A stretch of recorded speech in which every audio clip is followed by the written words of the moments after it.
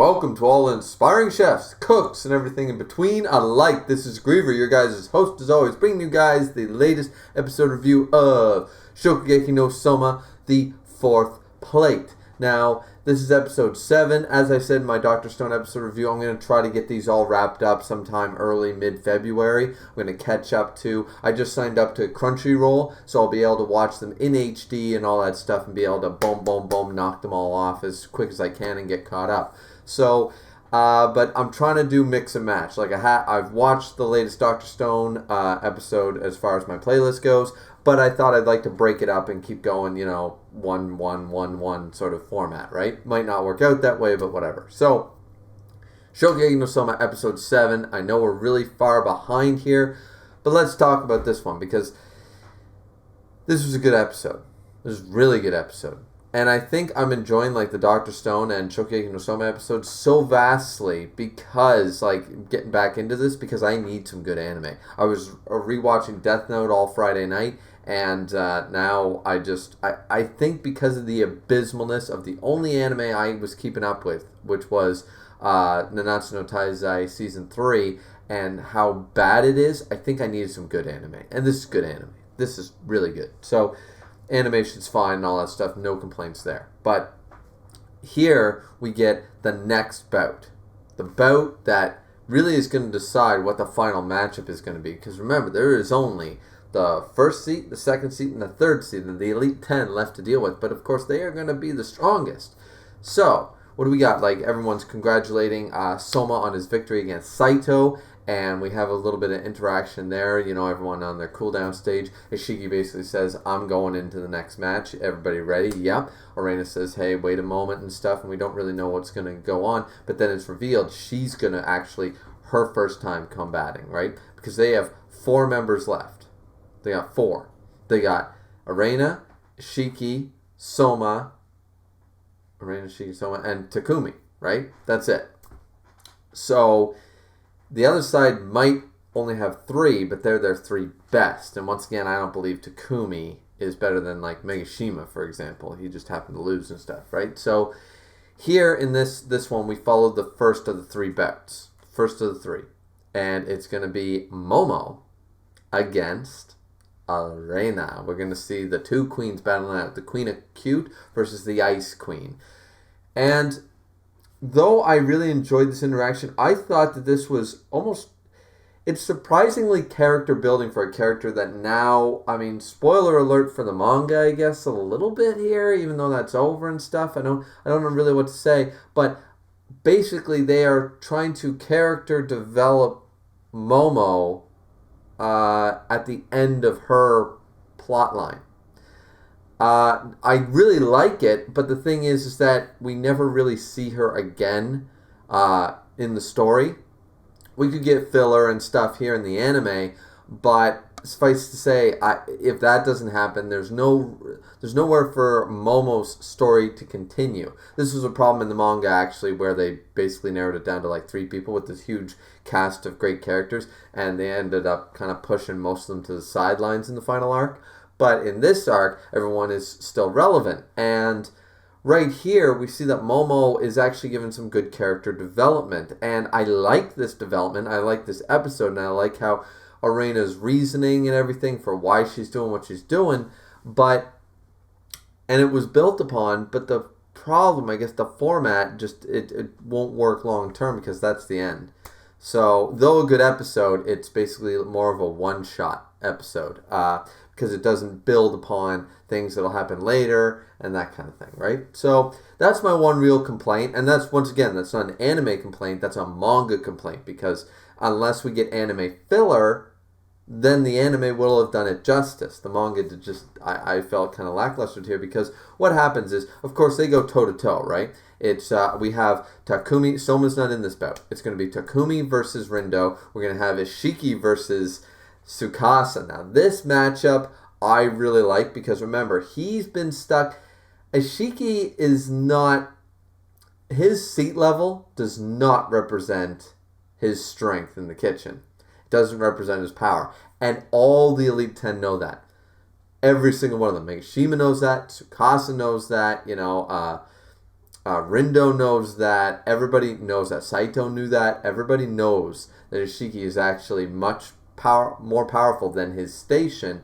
He basically chose to sit back there. Similar to, if you guys watch or read One Punch Man, similar to Sweet Mask not being S-Class. He stays at the top of A-Class so nobody can succeed him, pretty much. He likes that position sort of idea. A gatekeeper. Oni in New Prince of Tennis or Shin Prince of Tennis. Things like that, right? A gatekeeper to the higher levels, pretty much. So, but he sits back, but he's much stronger than his station. So this will be a really good matchup, but we don't get that here. What we get is Erina versus Momo. And the entire premise here is that Momo has been irritated this whole time. She's trying to shake this irritation that she's had ever since the match against Megumi. Now we know that she acknowledged Megumi because remember she adds Nien onto the end of everyone that she thinks is beneath her. Shiki explained this. But at the end of the match, after she didn't win, but she was close, like she really pow went blow for blow against Momo. Momo basically considered her Tadakoro Megumi. Didn't add the Nien on her name anymore, acknowledging her. So Erina capitalized on this and realized that she could improve on this. It's like a double thing. She not only was inspired and utilized and named after Megumi's dish, which of course Megumi is all gushing about, but her dish, well, first Momo's dish, which is the first one. Momo's dish is this tower, this glistening tower of sweets and candies and strawberries and just this amazing type of pastry thing with brown sugar. Brown sugar is their head-to-head ingredient, and apparently it's fluffy, it's buoyancy, it's just incredible. Of course, it's just the fortress of sweet, right? Then, and we get some really creepy shots of Momo in their interactions with Erina. We get like a few creepy moments where she's like, oh, she's supposed to be all cute, the master of cute, right? But she's very like, what will we do now? I'm going to kill you, sort of like the like psychotic sort of eye that she gives. Now, this really works out, I guess, because then Erina, as I said, used the idea of, pancakes, a souffle sort of idea mixed with a red bean paste in the middle and stuff. And she made an incredible dish. Of course, the God Tongue. Everybody reveres the God Tongue and Erina. What's Erina going to make? And she goes, all right, brown sugar. All right, I'm going to go blow for blow. I'm going to make a dessert too. I'm going to make something, like I'm not going to back down and try to do something different. I'm going to go sweet for sweet, against the Queen of Cute, the Queen of Sweets. So we get a bit of Momo's backstory as well here, is that she always was able to know everything that was cute. Her opinion on what is cute and what will be popular, her presence on social media and everything is second to none. She is there. But as Erina points out, because when Erina presents her dish and stuff, and she's like, there's one more person I want to try this. Momo, you have to try it. Momo tries to not acknowledge, how shall we say, Erina's dish, giving it 95 points out of 100, stating that, the technique you used, the way you did that, had you done it this way with this ingredient, it would have been fine. You'd have 100 points. You might be a match. But no, you chose to do something that you knew was outside the ordinary.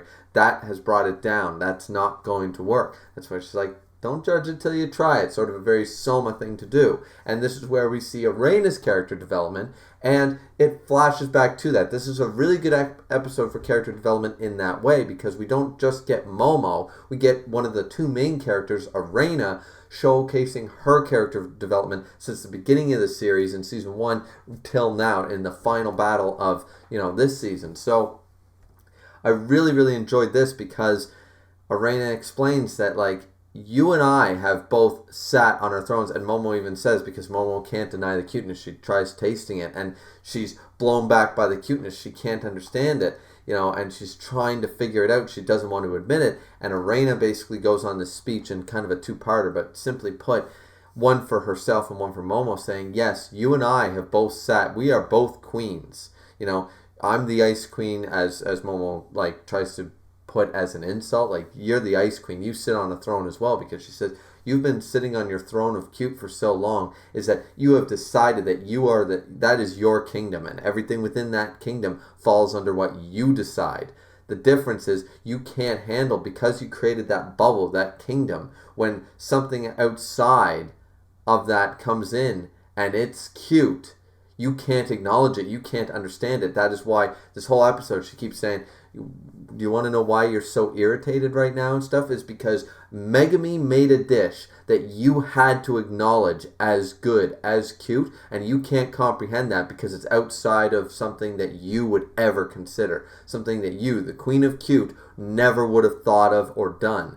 And you can't comprehend that because your word is law as the ruler of the cute throne.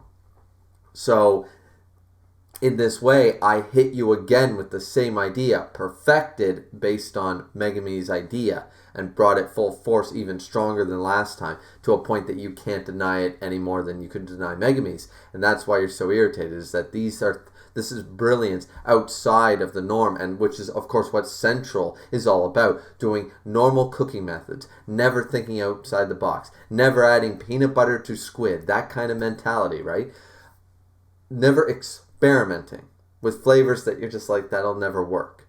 So, and in this way, we also get Erina thinking, yes, I too, after Momo claims that she's an ice queen, she goes, yes, I am too, but I have learned pretty much that not everything is inside my kingdom. I sat there, but I too was sitting on my throne, and I was hit with brilliance that I couldn't comprehend, something outside of my kingdom as well, sort of idea. She has this inner monologue. She looks over at Souma, who's just sitting there, and in the manga and in the anime, I'm glad they left this in. I'm glad they didn't change this. He's basically sitting on the sidelines, and you just see his eyes. He knows Erina's got this, because he's just sipping his tea, going like, just watching everything very closely.